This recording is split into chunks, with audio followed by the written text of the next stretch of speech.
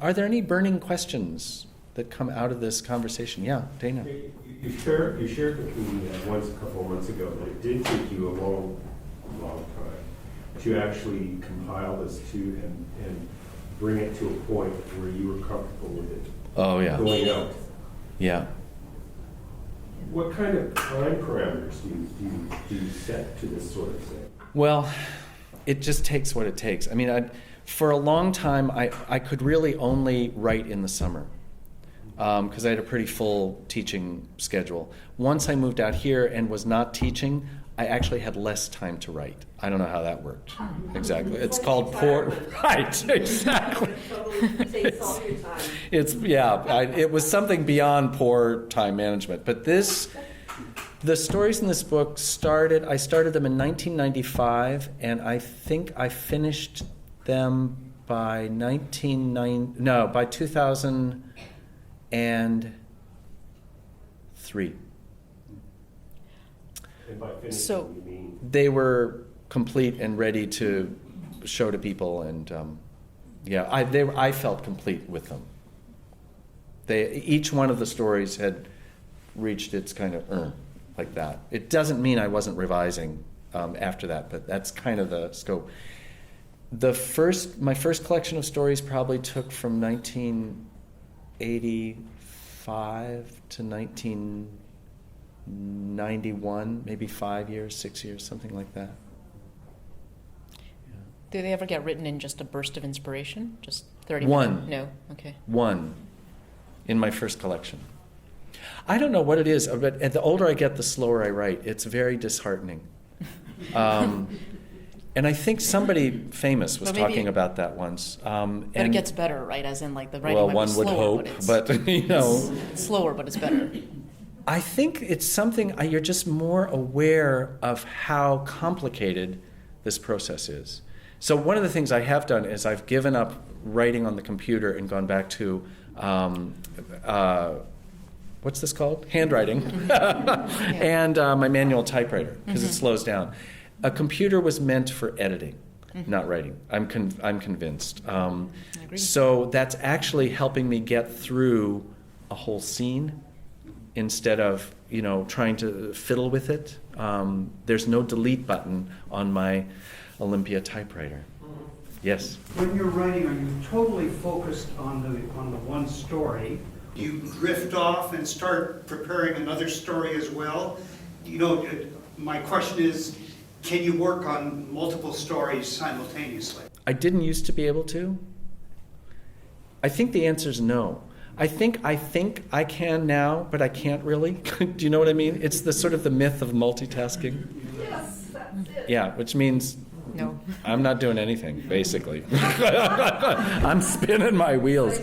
But that's an interesting question, because now that I'm writing intermittently, and I owe you a bunch of articles, for the Vancouver Observer and working on fiction, and working on one story, but there's this other story that I want to kind of fit, So I think this summer is going to be a real watershed for that. My plan is to continue the story I'm writing, and then in the afternoons to revise the next novella. That I just need to do one more pass, and that's mostly it's written. I just really need to go through and fine tune it and find a new ending, because the ending's just not right.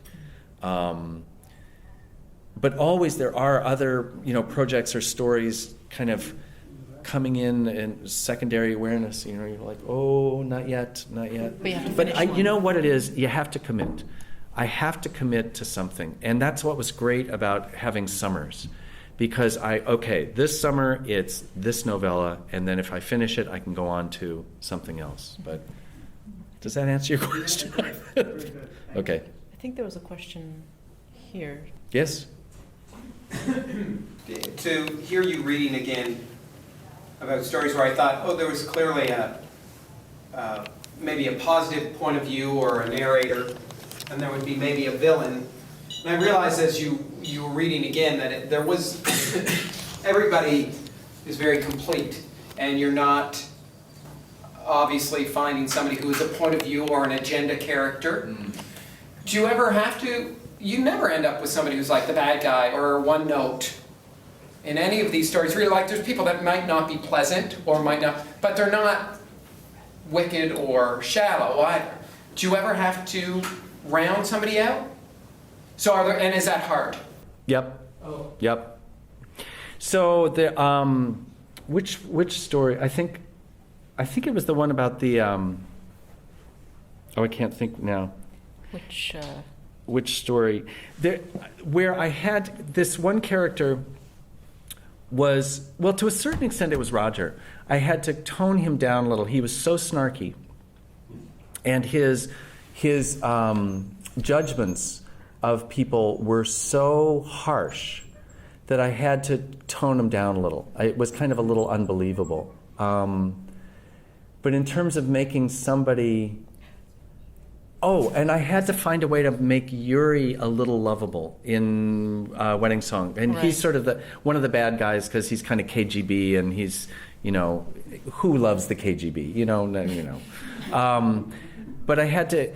There's a saying, and I can't remember who used to say it, but every villain has to have his or her moment of grace. Otherwise, it's a one note. Otherwise, it's too flat. Otherwise, it's not believable. Yeah, and the other thing is that every hero has to have something that is problematic. One of my objections about Stephen King, who I admire a great deal, by the way, is that he puts evil too far outside the character. So evil becomes this thing that's way out there.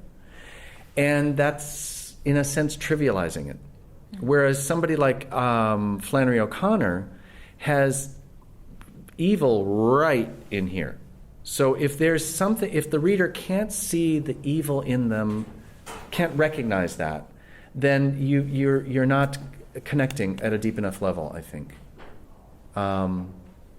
So there's something, like when we read or see Iago in Othello, there's something in us that has to be able to identify at least partially with Iago, or else the play is a failure, I think. And part of the failure of that play is actually Othello's a little too good, and Desdemona, it's sort of like, I almost kind of wait until Iago comes back. It's like, oh, he's the real... Relatable person. Yeah, the relatable person. One more and then we should probably stop, but yeah? What your observations are about the influence of technology.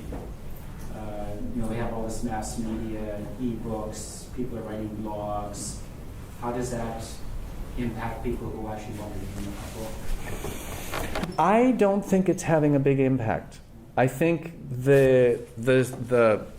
I can't even point to real statistics, so let me make some up. 80%. My sister used to do it, why can't I? So I think a couple of things are pointing to the fact that people are still wanting books. I think the sales are reflecting that the ebook has not taken off or eclipsed the physical book in the way that it was predicted. Does anyone have actually statistics on this, or am I making, yeah? My book club, they all got ebooks. Yep, We're all back to paper. yep, there we go. Really? That's it. So you switched to ebooks at one point and then got back to... Everybody had ebooks, except me. But I did have, when I Yeah, was traveling. yeah. Everybody's back to paper, and I'm not sure what it is. Tactile, you can pick it up, you can read it in the bathtub. Yeah. I don't know. You can flip back in pages. It's like the old card catalogs used to be in the library. Yeah. Little stuff you used to find along the way to your... Oh, yeah. Yeah. Yeah, it's it's just a whole different way of reading. But there's something about the physicality that people are wanting still, and they're not willing to give up, even young people. Maybe even especially young people. I run into them at airports a lot, and so I ask them, and especially if they're reading a big honking book, I'm going, oh, you're reading a big honking book. I mean, not like, oh, that's a big book for you, but it's like, it's a physical book. And they go, yeah. I read my school stuff, textbooks, information, but there's something about entering a world that I find easier through a physical book. And the other thing that's pointing to that is the renewed success and renaissance of independent bookstores everywhere, even in Vancouver, folks. Yes, right here. Even though you aren't shopping there, they are thriving. So, Book Warehouse, about a year ago, opened a second store on Main Street, and they're both doing really well. Pulp Fiction has, what, Oh, yeah. 3 different books? Yeah. And they're bookstores, and they're doing okay. You know? Yeah, and I think with ebooks, there was a book by Nick, I forget what his name was, but it was called The Shallows, and about how reading on the computer, reading on an e-device, actually the brain doesn't retain as much information, and that maybe that has to, people can notice that as well. And Well, it's also so much like work. So many of us are spending our work in these cubicles or whatever we do to pay the rent looking at this screen, that's the last thing I want to do at bedtime, is look at another screen. So thank you guys for coming, and I will be over there signing books if you want. Yay! The book. Thank you. Good to see you.